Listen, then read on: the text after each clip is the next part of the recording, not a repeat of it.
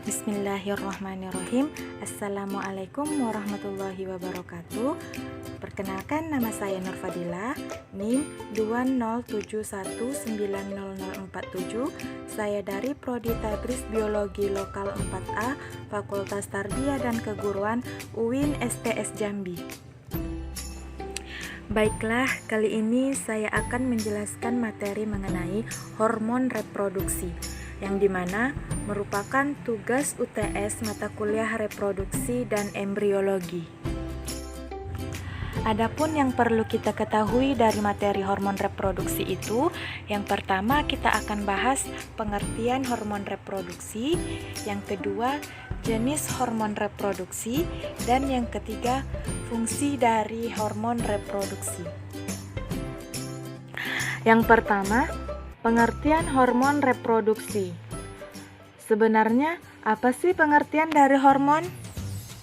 Jadi, hormon berasal dari bahasa Yunani, yaitu merangsang.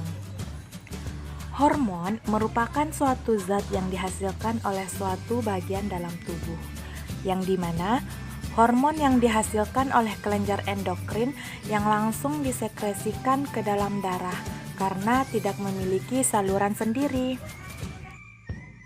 Organ yang berperan dalam sekresi hormon dinamakan dengan kelenjar endokrin.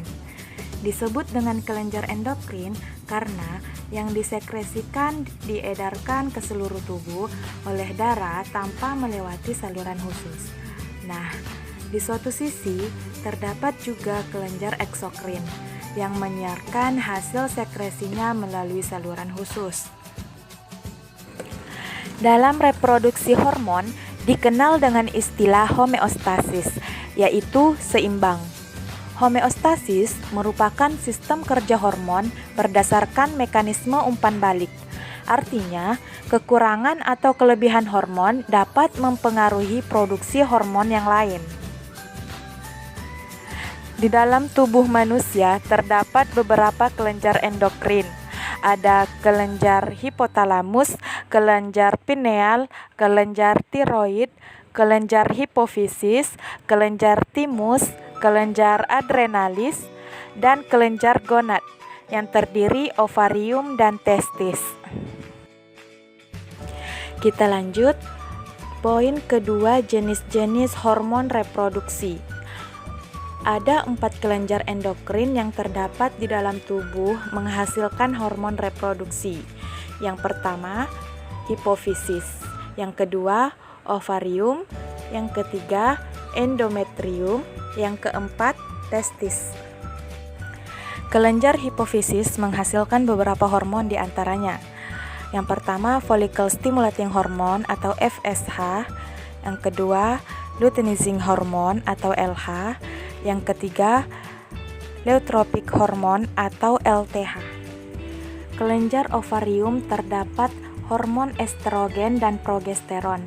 Kelenjar endometrium menghasilkan hormon chorionic gonadotropin atau HCG. Kelenjar testis menghasilkan hormon testosteron. Hormon pada pria ada hormon testosteron, ada gonadotropin, estrogen, dan hormon pertumbuhan. Selanjutnya hormon pada wanita, ada gonadotropin releasing atau hormon GnRH, ada hormon FSH, ada hormon LH, ada hormon estrogen dan progesteron.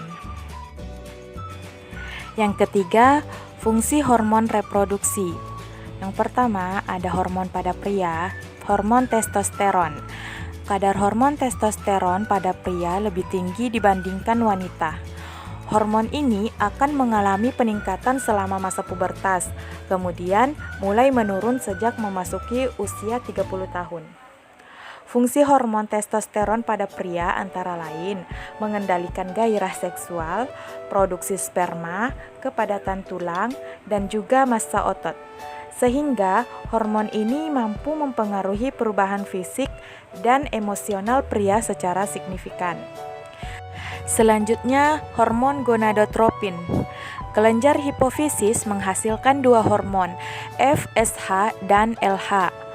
hormon reproduksi FSH diproduksi di kelenjar pituitari, yaitu kelenjar di otak yang berukuran sebesar kacang polong. Hormon ini memiliki peranan penting terhadap perkembangan seksual seseorang. Pada pria, hormon FSH berfungsi untuk mengendalikan produksi sperma dan perkembangan organ kelamin.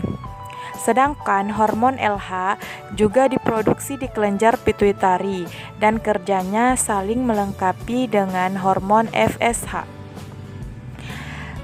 Fungsi hormon LH pada pria yaitu merangsang produksi testosteron yang memengaruhi tingkat produksi sperma pria.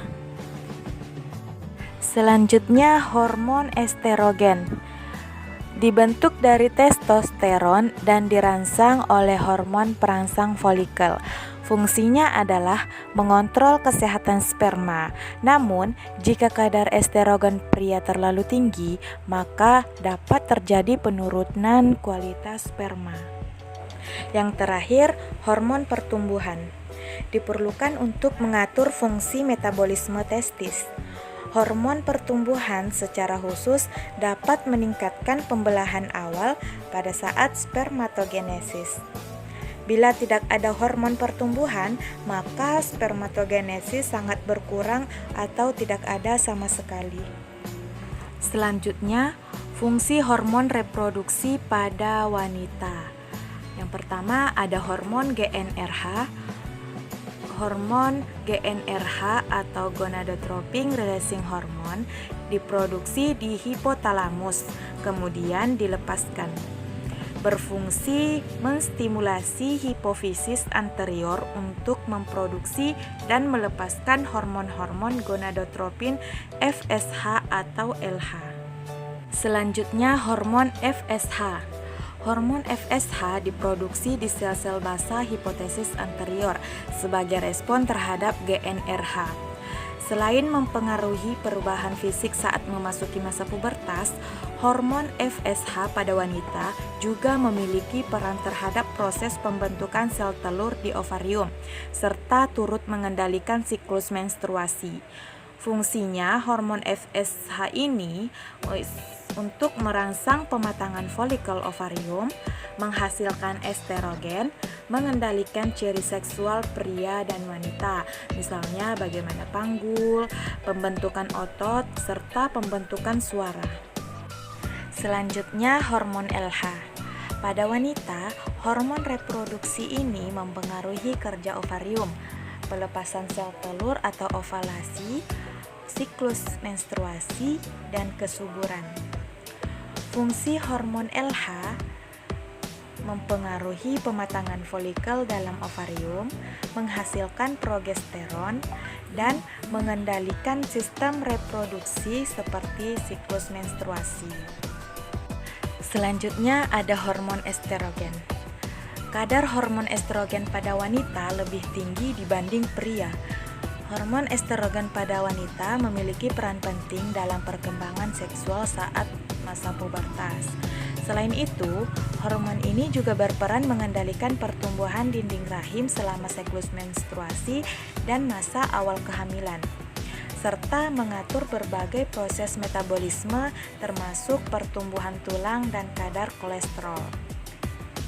Fungsi hormon estrogen ini pada vagina menyebabkan proliferasi epitel vagina, pada payudara menstimulasi pertumbuhan payudara, pada uterus menyebabkan proliferasi endometrium, pada serviks menyebabkan pelunakan serviks dan pengentalan lendir serviks. Selanjutnya hormon progesteron. Hormon ini diproduksi di dalam korpus luteum di ovarium, sebagian diproduksi di kelenjar adrenal, dan pada kehamilan juga diproduksi di plasenta. Berfungsi untuk mempersiapkan lapisan rahim untuk penanaman sel telur yang akan dibuahi, mempersiapkan kelenjar susu untuk air susu, menghambat produksi hormon FSH, dan memperlancar produksi laktogen.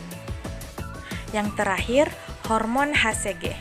Hormon chorionic gonadotropin mulai diproduksi sejak usia kehamilan 3-4 minggu oleh jaringan trophoblast atau plasenta, berfungsi untuk meningkatkan ketahanan fungsi korpus luteum.